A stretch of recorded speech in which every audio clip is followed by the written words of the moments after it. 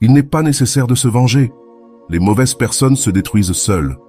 T'est-il déjà arrivé de subir tant de malheurs que tu as souhaité te venger? Ou bien, ressens-tu, en ce moment, une douleur profonde dans ton âme qui te pousse à vouloir rendre la monnaie de leurs pièces à ceux qui t'ont fait du mal? Si c'est ton cas, j'aimerais te partager ce message. Bonjour, bienvenue sur Vision Stoïcienne. Aujourd'hui, nous allons parler de pourquoi il ne faut jamais se venger. Le destin, le karma ou bien Dieu se chargeront de faire payer les mauvaises personnes pour le mal qu'elles ont fait. Mais avant de commencer, je vous serai extrêmement reconnaissant si vous appuyez sur le pouce levé, car cela m'aide à faire connaître cette philosophie à plus de personnes. Si vous ne voulez manquer aucune vidéo, abonnez-vous et activez la cloche. Souviens-toi, il n'est pas nécessaire de se venger. Les mauvaises personnes se détruisent seules. Laisse la vie s'occuper de ceux qui t'ont fait du mal. Ne perds ni ton énergie ni ton temps avec quelqu'un qui n'en vaut pas la peine. Finalement, les mauvaises personnes finissent par se détruire elles-mêmes. Même la personne la plus bienveillante finit par se lasser de vivre avec une personne toxique.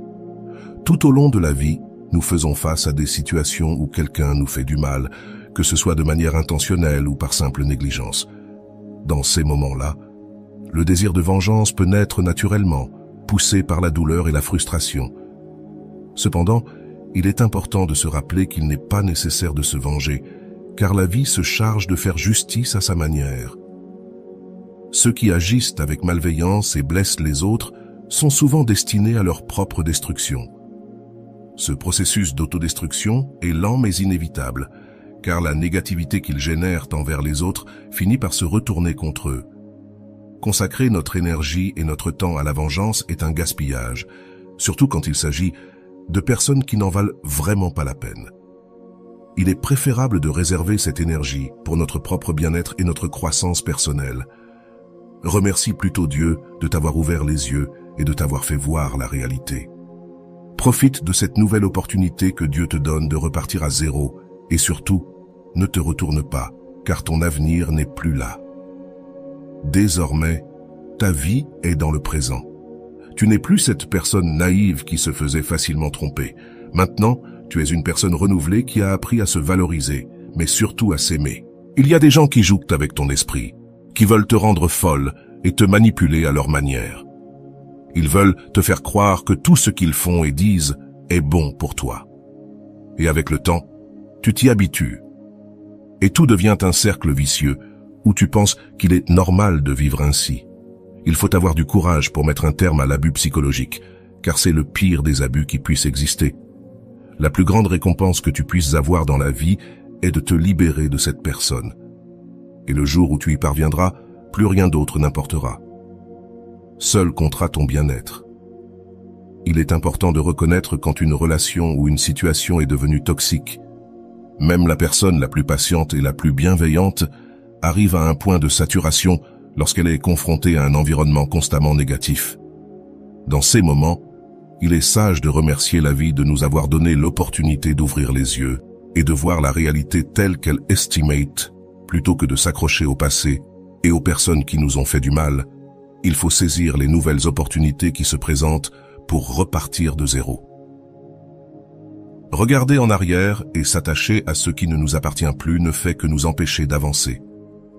Le présent est là où nous devons concentrer notre attention, car c'est ici que réside notre véritable pouvoir et notre capacité de transformation.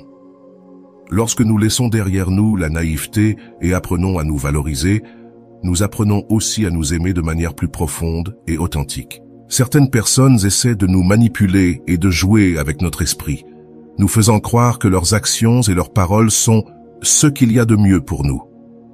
Avec le temps, nous pouvons en venir à accepter ce comportement comme normal, entrant ainsi dans un cycle vicieux où la manipulation et l'abus psychologique deviennent partie intégrante de notre vie quotidienne. Mais il est essentiel d'avoir le courage de mettre un terme à ce type d'abus, car l'abus psychologique est l'un des pires qui existent. Se libérer d'une personne qui nous fait du mal est l'une des plus grandes récompenses que nous pouvons obtenir dans la vie. Lorsque nous réussissons à nous éloigner de cette influence négative, tout le reste perd de son importance.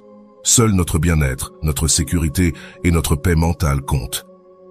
C'est dans ces moments que nous comprenons que la vengeance n'a pas de sens, car ce qui importe le plus, c'est nous-mêmes. Ce qui comptera, c'est ta sécurité, ta tranquillité et ta paix mentale. À ce moment-là, la vengeance devient superflue. C'est là que tu réalises que ce qui importe le plus, c'est toi, et que la vie se chargera de remettre chacun à sa place. Il n'est pas nécessaire de se venger. Les mauvaises personnes se détruisent seules. Les mauvaises personnes finiront par recevoir le karma au moment où elles s'y attendront le moins. Et quand elles l'imaginent le moins, la vie leur fera payer cher. Ce n'est qu'une question de temps. Dans la vie, il y a des moments où notre sécurité, notre tranquillité et notre paix mentale doivent devenir nos principales priorités. C'est dans ces instants que nous nous rendons compte que la vengeance perd son sens et que ce qui compte le plus, c'est notre propre bien-être. Il n'est pas nécessaire de gaspiller notre énergie à chercher la rétribution, car au final, ce qui importe vraiment, c'est que nous soyons bien avec nous-mêmes. La vie, avec sa sagesse inébranlable, se charge de mettre chaque personne à sa juste place. Ceux qui ont agi avec malveillance finiront tôt ou tard par affronter les conséquences de leurs actes.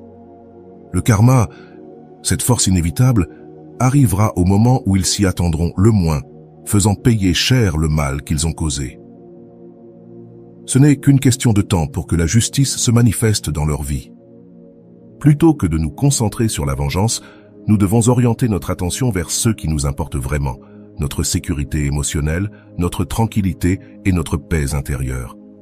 Ce sont les piliers qui nous permettront de vivre une vie pleine et satisfaisante, loin de la négativité et de la rancœur.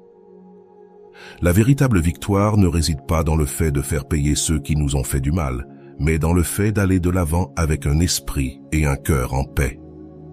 Il n'est pas nécessaire de se venger, car les personnes qui agissent avec malveillance finissent par s'autodétruire.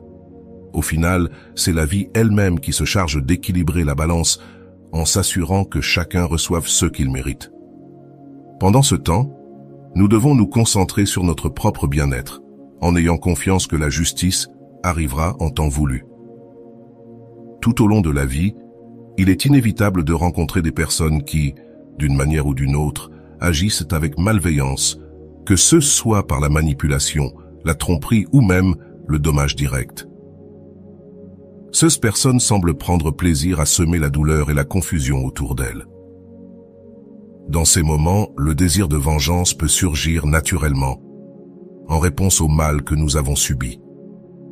Cependant, il est important de se rappeler que la vengeance apporte rarement la paix que nous recherchons, et au contraire, nous enchevêtrer dans un cycle de négativité et de rancœur. La véritable sagesse réside dans la compréhension qu'il n'est pas nécessaire de se venger, car les personnes qui agissent avec malveillance finissent par s'autodétruire. La vie, avec sa profonde justice inhérente, s'occupe d'équilibrer la balance et de mettre chacun à sa juste place. Nous n'avons pas besoin d'intervenir dans ce processus, car la nature même de leurs actions négatives suffit à les conduire sur un chemin d'autodestruction.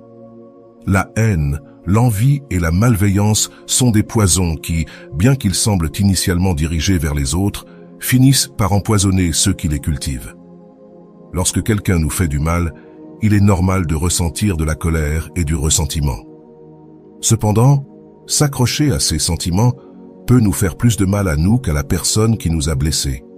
En optant pour la vengeance, nous perpétuons le cycle de la douleur et nous restons attachés à une énergie négative qui consomme notre paix et notre bien-être.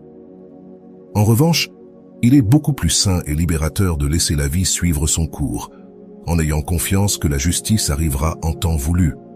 Pendant que la vie s'occupe de mettre chaque personne à sa juste place, notre responsabilité est de nous concentrer sur notre propre bien-être. Cela signifie prioriser notre sécurité émotionnelle, notre tranquillité et notre paix mentale.